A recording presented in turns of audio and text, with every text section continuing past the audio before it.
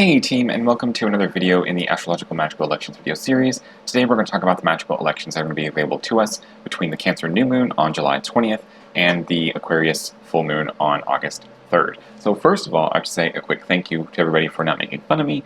For last time at the end of the election video, I signed off saying I would see everybody again at the Leo New Moon, but actually it's our second Cancer New Moon instead. And that happens, whenever we have a new moon or full moon in one of the first or second degree of a zodiac sign, then we're going to have the next new or full moon at the end of that same sign. So that's why we have two back-to-back Cancer new moons. So for those of you who have seen the past few videos, you'll know that with the past several weeks we haven't had a whole lot of electional opportunities to utilize, just because the skies really haven't been conducive to good talisman creation. But now the story's a little bit different. We actually have a lot more talismanic opportunities to talk about. So we're gonna talk about them, but I'm gonna handle it a little bit differently. Typically, I'll talk about a chart and then explore it kind of within the three locations that I normally scrutinize. But we're going to kind of focus on the locations separately because each one kind of has their own unique charts. So we're going to do North America and then Western Europe, and then unfortunately Australia during this time period does not have access to any really astrological elections for this 2-week period. So you guys are still kind of going through a drought. I'm really sorry about that. But just blame the moon. The moon is kind of always in the wrong place for all your charts, just because of the difference in time between you guys. So sorry about that, but let's go ahead and dive right in. So our first electional opportunity is actually going to be for Taboo. So for the North American continent, our first electional opportunity is going to be for July 23rd at around 4 p.m.-ish my time, so wherever that is for you. And here we're going to be focused on what is a 13th Lunar Mansion talisman. The 13th Lunar Mansion is one we've talked about a couple of times in the past. It is primarily relationship-oriented and a little bit more sexual in its overtones than some of the other relationship-oriented talismanic mansions. And even though the 13th Lunar Mansion is primarily sexual in its overtones, you can dial that back in your own imagery and petition. If you're not really looking to enhance a relationship for sexual purposes or anything like that, that's totally fine. You can pull it back and you can make it more, platonic or more romantic or, whatever you need. On the other hand, you can also lean into that imagery and, make it more about sexuality. The 13th Lunar Mansion is also utilized to kind of help cure or overcome sexual dysfunctions. So that can be really good. So, for anybody who's kind of looking to improve their own sex life, through whatever context, this is really kind of that mansion to look into, or anybody who has kind of fears or uncertainties about sexuality in general, this can really help you kind of overcome that and kind of figure that out, kind of untie that knot for you. Taking a look at the election itself, here we have the moon placed in the 13th. Whoa, that's a big old blip there. Let's pull that back. Here we go. Here we have the moon placed in the 13th Lunar Mansion, kind of conjoined the midheaven, and you want the moon as angular as you possibly can, but here the moon is applying the square to Venus, which is great. Venus is all about relationships and relating, and also love and sexuality. So having this moon-Venus application is exactly what you're looking for. Yes, it coming through a square is a bit non-ideal. Typically sextiles and trines, the more harmonious aspects are going to be more preferred, but an aspect with Venus is better than no aspect with Venus. So it's still useful, even though it's not kind of our perfect ideal, what we would typically look for. Make sure that the moon has passed her sextile with Mercury, because the Mercury and Cancer vibe is not quite what we're looking for in this specific talismanic purpose. Another thing to be aware of is that you want to keep Scorpio on the ascendant as much as you can. You don't want the ascendant to pop into Sagittarius, because then the hi Ty. Because then the Lord of the first house will actually be Jupiter, who's in Capricorn, conjunct Saturn, and retrograde, so not the best look for a talisman like this. Which planet would you prefer to represent you? Mars in Aries, or retrograde Jupiter conjoined Saturn in Capricorn? Not much of a contest there. So that's why we prefer to keep the Sagittarius rising, and this chart here is kind of set for the most, quote, ideal time to actually make that talisman, but it is at the last gasp of the Scorpio ascendant. But you don't have to make it that way. You can actually push it back, and you can even get started an hour beforehand at 3 o'clock. That's totally fine too. The moon is still very angular. We still have the Scorpio ascendant. The moon is still applying the square to Venus. It has everything that we still need. It's just in the version that I showed you before, the moon is very angular, conjoin the midheaven, whereas in the hour behind one, she's not. It's totally fine. Either one will work. Which is we typically prefer to try to keep the moon as angular as possible. So our next talismanic opportunity and our last North American exclusive is going to be for July 29th at around 9:30. And this is an election for the 20th Lunar Mansion. And the 20th Lunar Mansion is one that I'm not sure I've really spoken about on here before. But the 20th Lunar Mansion is kind of your general goal achieving talisman. It's in many ways very similar to like the 3rd and the 7th Lunar Mansions, which are for the acquisition of all good things. But the 20th Lunar Mansion is more of like a hunting mansion, right? So a lot of its imagery is very hunting oriented. It kind of copies, the Sagittarius centaur with the bow who's aiming for something. So, you can use this for hunting if that's, a hobby or passion of yours. Hunting perfectly, perfectly acceptable for what this talisman can produce, or you can take that and kind of spin it out in a little bit more of a metaphoric way for like, the achievement or the attaining of whatever it is that you're hunting, whatever that you're seeking. So I like to use it a lot for like long-term goal planning. What is that thing, like that kind of big thing in this stage in life that you're wanting or that you're, trying to accomplish? This talisman can help you with that. So taking a look at the election is a little bit different from some of the other ones that I've shown you before in the past. You have the moon in the 20th Lunar Mansion could join the midheaven. That's probably never going to change for me. And at the same time, the moon is applying this trine to Mars in Aries. So the moon is applying a trine to a very strong planet at this time, which is perfect, exactly what you want. And Mars is, itself a very get up and go kind of planet. So very invigorating, very energizing. It can help you get whatever it is that you need to get done or whatever you're wanting to accomplish. Where this is a little bit different for me is that I put 29 Aquarius on the ascendant here, which puts Saturn as the lord of the first house. And I typically don't like to use retrograde planets as rulers of the first house, since a lot of times they have to do with like resets or, change of mind, or there's just some kind of pushback or something that makes the situation drag out longer, or maybe makes it to where you no longer want to do the thing, or there's some kind of obstacle that comes up that makes you reconsider what you're doing.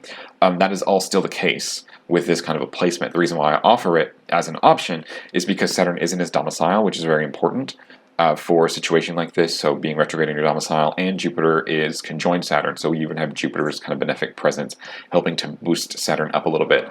So this is one of those situations where I would kind of put on you as like a judgment call whether or not you want to move forward with it. Those are kind of the bad things of it. The Lord of the first house is retrograde. It's usually a deal breaker for me in a lot of cases. And those talismans that you more heavily invest in, I would definitely not recommend a ruler of the first house being retrograde. But in those more temporary talismans, a retrograde planet that is, supported in a couple of different ways is probably fine, or at least better than nothing. So in this instance, I would suggest make this maybe for like a more medium-term goal that you want to accomplish, or a more short-term goal, and not necessarily one that's more like very far into the future, because ideally you would want a situation where the ruler of the first house was direct to help with that more powerfully than this chart is. Taking that into consideration as well, I would not recommend, dipping into the Pisces ascendant here. So you can get started a little bit earlier with, some more degrees of Aquarius on the ascendant to help you, if it takes time to do whatever you're going to do, maybe get started at like 25 degrees Aquarius, totally fine. But I wouldn't risk dipping into Pisces because there's a very real difference. Like while both Jupiter and Saturn are retrograde, Saturn being retrograde in Capricorn conjoined Jupiter is a very different experience than Jupiter retrograde in Capricorn conjoined Saturn. Like that one's a very heavy downer for Jupiter, and the other is much more of an uplifting experience for Saturn. Saturn is much more comfortable in that position because he experiences the sign Capricorn much differently than Jupiter, and Saturn will experience Jupiter's conjunction from a much different perspective than Jupiter will experience Saturn's conjunction. So just kind of keep that in mind. Don't dip into Pisces if you're looking to utilize this chart. Try to keep the Aquarius on the ascendant as much as you possibly can. So, if you need to get started with this election, at like 15, well, let me check this out. Yeah, so if you need to get started this election, like the mid-teens or the late teens of Aquarius rising, that's fine too. The moon is still angular, but you want to keep yourself from dipping into Pisces if you possibly can. So those were two kind of exclusive for the North American continent, and now we're going to jump to Western Europe, who actually has 3 exclusive Lunar Mansion charts that we're going to talk about. Our first one, as you can see here on screen, is for around July 25th, at around, noonish, at like 11:49 set for this time.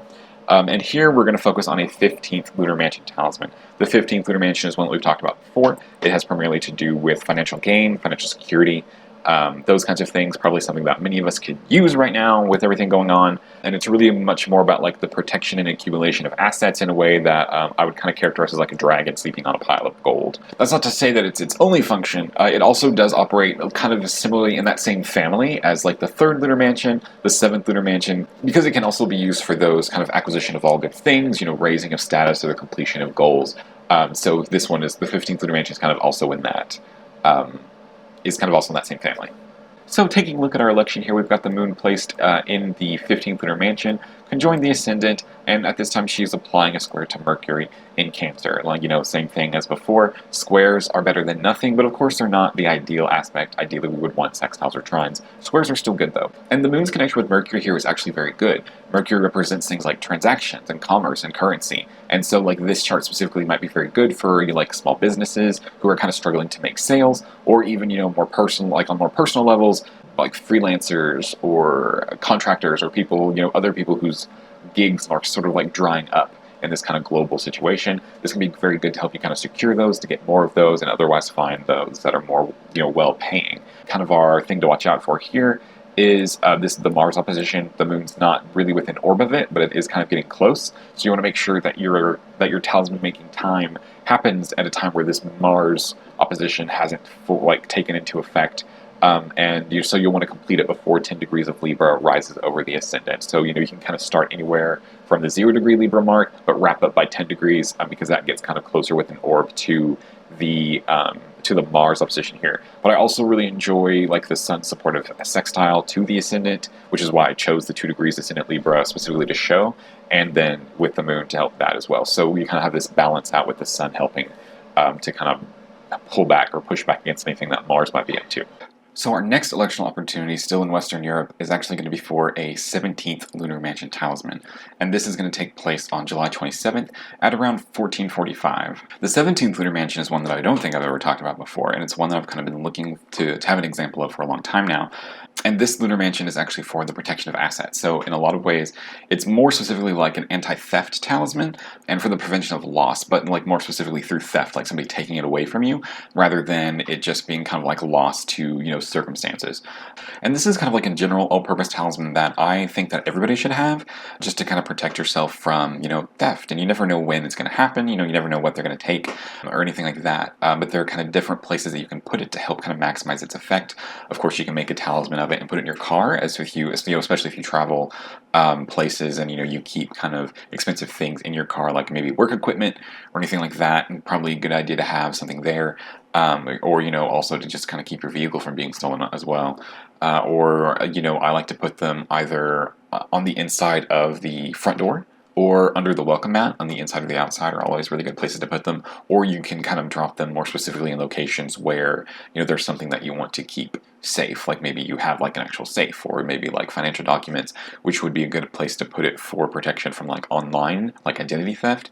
I would definitely recommend putting it with like any sort of financial documents that you access online, just to kind of keep that safe.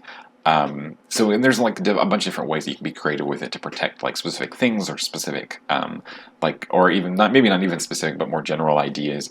Just kind of get the creative juices flowing. Those are just some examples of ways that you can utilize it or kind of specify it to, or fine tune it for those specific purposes.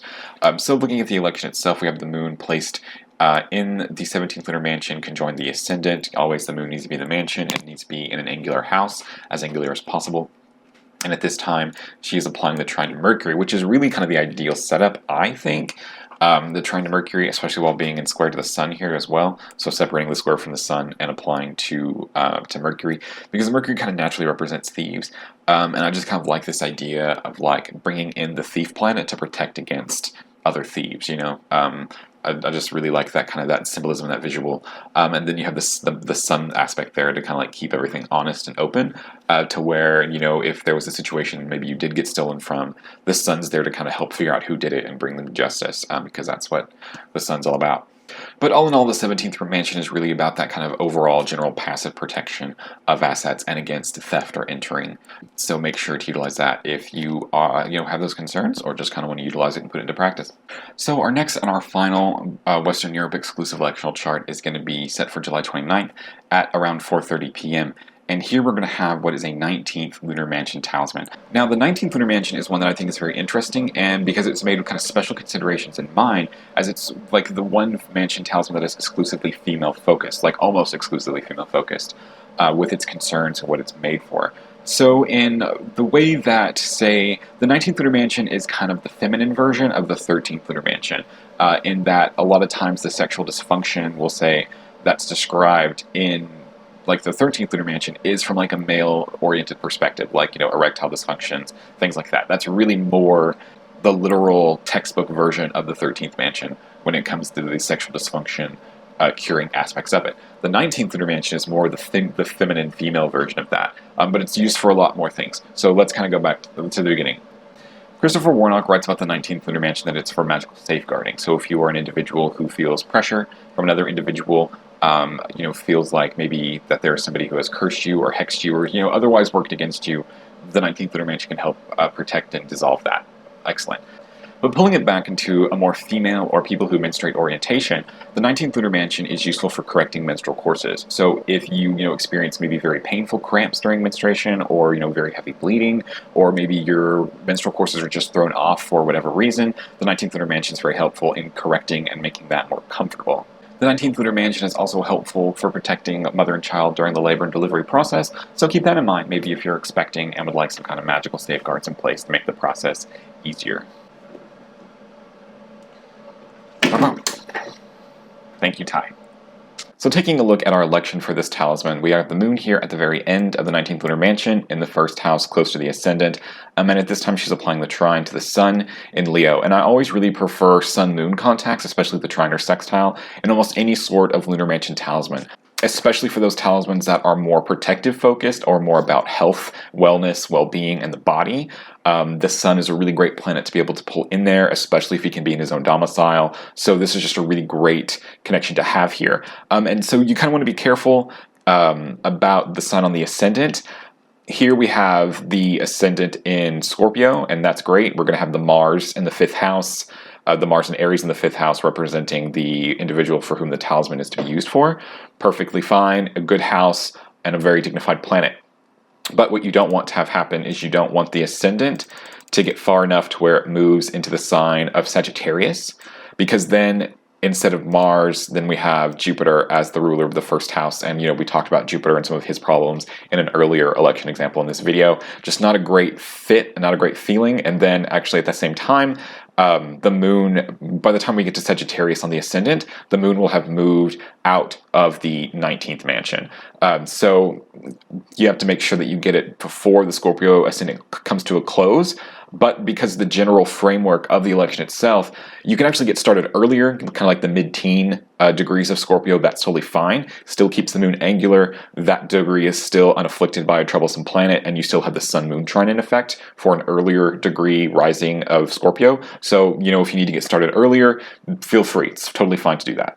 So that's really it for our Lunar Mansion talismans, but North America and Western Europe will both share 2 Sun and Leo solar talismans, which is really kind of exciting because, last year we didn't really have any opportunities for it. But there's definitely one opportunity that I prefer to the other, so let's talk about the one that I don't like as much first. So here you can see it on screen. This one is, of course, features the Sun in Leo on the ascendant, and the moon is applying a square to the Sun in Leo. Very important to have that moon contact. The moon's next aspect needs to be that planet that we're trying to focus on. At the same time, this is a Sunday, so this is like the very last gasps of astrological Sunday before the sunrise on Monday. And the reason why I don't really prefer this chart is because of the Saturn opposition here. Now, while Saturn and the Sun are kind of far away from each other, it's like 7 degrees, which isn't a lot, but it's not close at the same time. So that's something you might want to take into consideration. But also, I know you guys can't really see it the way the screen is done, but once the Sun crosses over the ascendant, it's Monday, and Monday it's the moon's hour and moon's day. So we've lost that Sun temporal component, and we're replacing it with the moon. So we don't have a whole lot of wiggle room here to get Saturn away from the ascendant opposition and to also maintain that Sun hour. So that's why I don't really prefer it. And there is a similar chart like this for North America on the same day, July 27th at around 6:39. So, if you miss the next one, then maybe use this one, but the Saturn opposition is a little too close for comfort, I think. So a couple days later, we actually have a much better, I think, Sun in Leo talismanic opportunity. This is for July 29th. In Western Europe, it's going to be a little bit closer to 2 p.m. at 1:41 p.m., which is what this chart is set for, while the North American version is going to be closer to 1 o'clock at 1:13 p.m. But what we're really focused on here is, of course, the Sun in Leo, conjoin the midheaven, very good. Now we've traded out that square aspect that we had before for a trine, so much easier, much better aspect connection here. Due to time constraints, you're going to have to use a Libra ascendant because this is a Wednesday during the Sun's hour, and once the Sun crosses over the midheaven, it'll actually shift into a Venus hour, so we'll lose the Sun temporal component there. But you'll have to have the Venus ruled ascendant with the Venus as ruler of the first house, conjoin the cusp of the ninth house. She's unafflicted by Saturn or Mars. She's not a square in opposition to either of those planets. She is with the North Node, but I don't really consider that to be much of an impediment to planets. That's much more of a concern with like the Sun and the Moon, where their positions when next to the nodes are, what eclipse them. But the planets don't really experience those eclipse patterns with the nodes, so a lot of their more negative or more like consuming nature isn't really present with other planets, so you don't really have to worry about that. And then this is the North Node as well, which is typically seen as more positive than the South Node. So the Lord of the First House is still very well protected, and this would be my preferred Sun and Leo talisman. So for Western Europe and North America, definitely utilize this. If you're looking for a Sun talisman, this is going to be the one to go for. Alright, so those were the election opportunities that I had to share with you guys. Kind of a lot going on right now, a lot to really dig into, and a lot of good experience to get. And people in, those of us that are in North America and Western Europe can kind of wake up and get back to practicing. But unfortunately, Australia is going to have to kind of twiddle its thumbs for a little bit longer. Hopefully the Aquarius Full Moon video will provide some more election opportunities for everybody, and maybe Australia can kind of wake up now. But I guess I'll see you guys then, and we'll see what things are like. So take care.